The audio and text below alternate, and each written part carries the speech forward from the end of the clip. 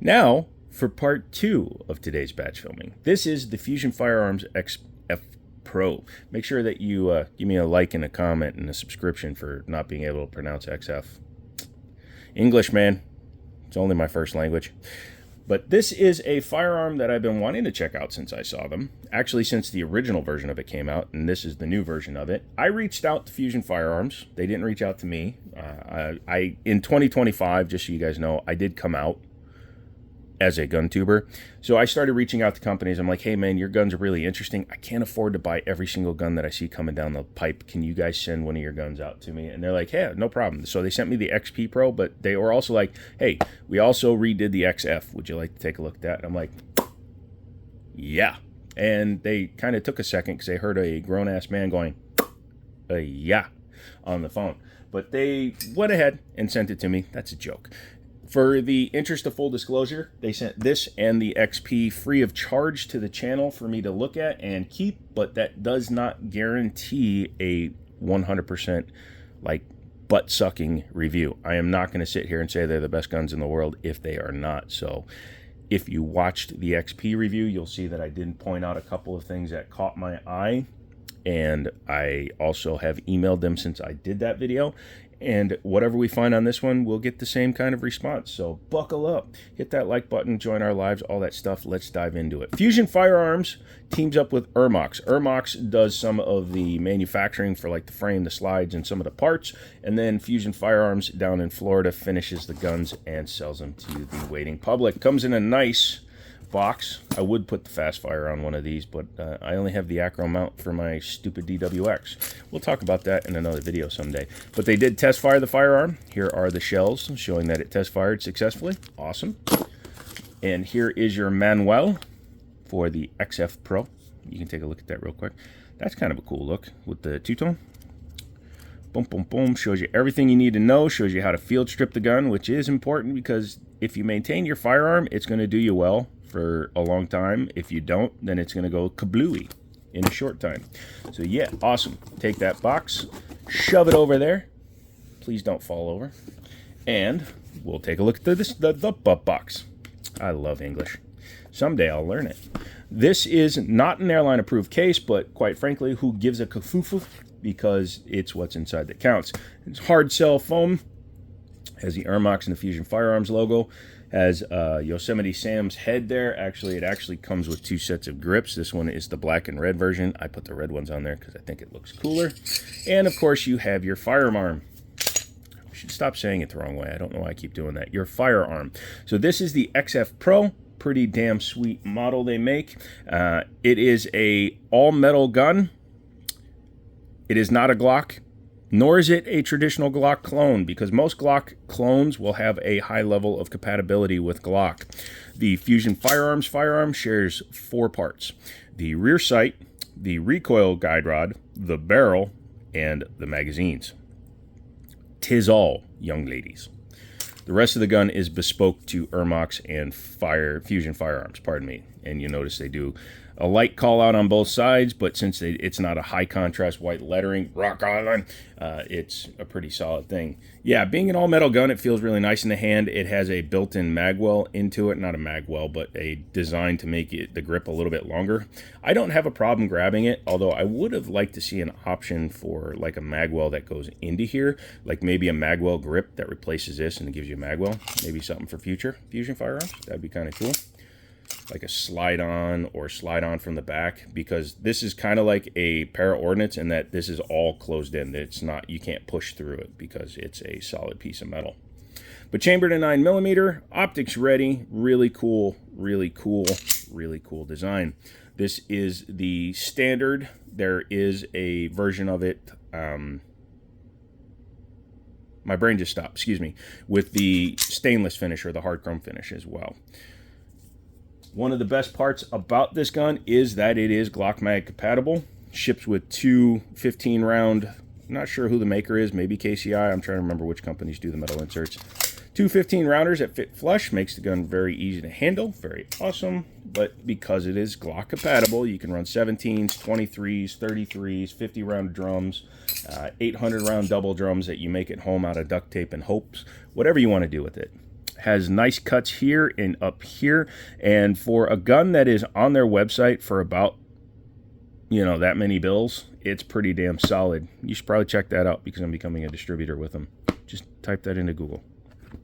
But yeah, pretty awesome. I like the removable grip modules. These are metal grip modules, and this is not a Glock angle at all. This is actually a CZ style angle. So when you look at the back and you put your hand on there, it feels like a Tanfoglio or a CZ75, which is a little bit more ergo and comfort. You can see my hand. I'm 6'4", and my hand fits perfectly on the back strap.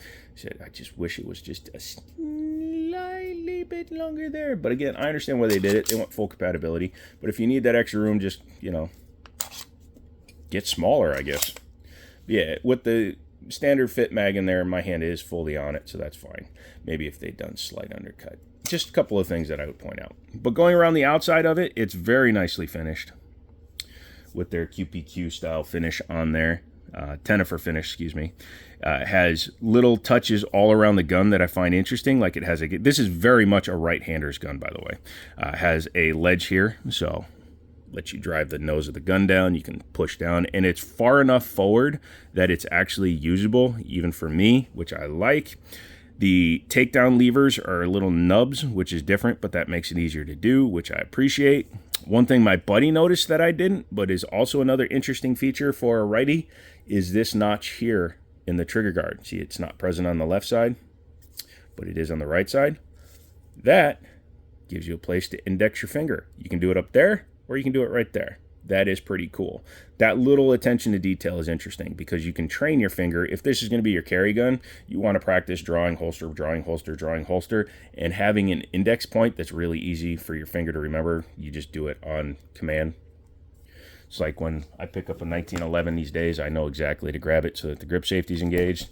This is pretty interesting that it's there. So that's a cool little touch. Not ambidextrous. That is fine. I wonder if they offer an extended slide release. Maybe that'll be coming down the road. They did send a second barrel. This is the second barrel they sent to me. It is ported to match the cuts in the slide, which is pretty damn interesting. They did send an extra recoil recoil spring, but it's not marked as being a lighter one or anything like that. But this is the original barrel. As you can see, it's a nice little spiral fluted on there. Pretty cool. I thought that was awesome. I'm going to shoot it with the ported barrel because, let's face it, it's 2025, and if your shiz ain't ported, are you even a man? Comes with optics plates, which I really appreciate. Came with 2 of them. You can see here, lists all the different types that you can use with them, and they are metal. Thank you, $500 gun, for having things that my $2,000 Dwix doesn't. Yeah, so let's go ahead and close up the box, move that out of the way, and talk about the fit and finish of this thing. Because it's an all-metal gun, and because it's not designed as a Glock clone, very little tolerance, very little bit of rattling, but overall, the tolerances are really tight, and you can't see through this gun. If you hold your Glock up to the ceiling light, we'll use English today, but if you hold your gun up to the light, make sure it's clear, please. That's number one importance. You can see straight through a Glock, an M&P, all these poly steel guns. I like full metal guns that are designed to not allow that. Again, being a full righty gun, this cut on this side is not duplicated on this side because you're not going to be shooting it lefty in their opinion, which might be a little bit of a mistake. I don't know. We'll see how comfortable it is to shoot with that stiffer side on it. But as you can see, yeah, it doesn't have the same cut as this side does. Is that a bad thing? No, it just makes it look like a Nissan Cube. Was that the Cubes? Has checkering, or excuse me, it has serrations in the front strap and the back strap. However, thank you very much, Fusion. They're horizontal, not vertical. You want vertical serration, horizontal serrations for vertical translation. We're using English today, I swear, but for vertical translations, this allows you to grip the gun and hold it. Also, they're angled so that it opposes the angle of deflection of the firearm. Very nice. Has a 3-slot pick rail, so you can use standard lights, lasers, bazookas. Striker indicator on the back, and blacked out rear with a standard style white dot front. I was looking at it. Not sure if that's a set screw. I ran into that on the XP. I wonder if there's like a night sight option. We'll have to check that out.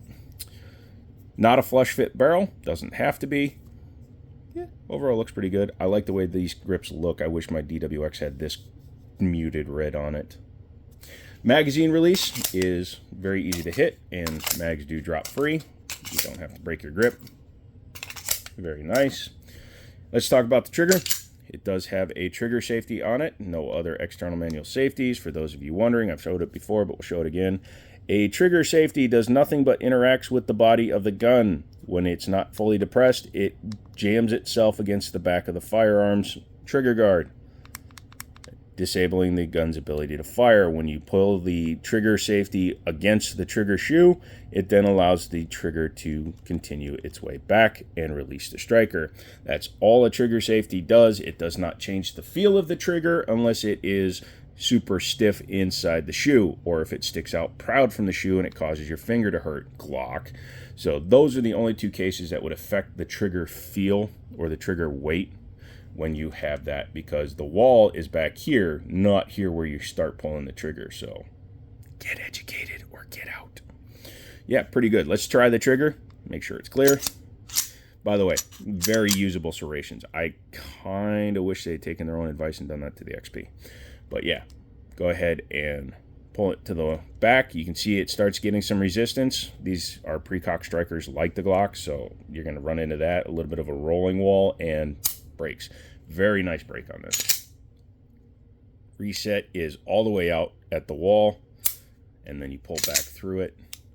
So you got a wall and a rolling break. It's kind of a weird way of putting it, but that's the only way I can think to say it. So it comes out and goes right back in. Now, I slap my trigger. I have no choice. I have bad nerve damage, so it doesn't affect me at all. But yeah, overall, very, very nice. And the flat face trigger feels really good. It's not Canic or Walther light, but it is at about 5 pounds and 9 ounces on my scale, which makes it very usable. I like the squared off look. I love the weight of this gun. A lot of people sit and complain, oh, you want a 12-ounce 50 BMG if you're going to carry it, because... But no, weight mitigates recoil. And if you can't handle a difference of 8 ounces in your gun, that's half a pound. That's less than your coffee that you were drinking this morning. If you can't handle that, you really shouldn't be worried about trying to be specific with your guns. It's just stop. So let's go ahead and take her apart. In order to do that, let's go ahead and double check, make sure she's clear.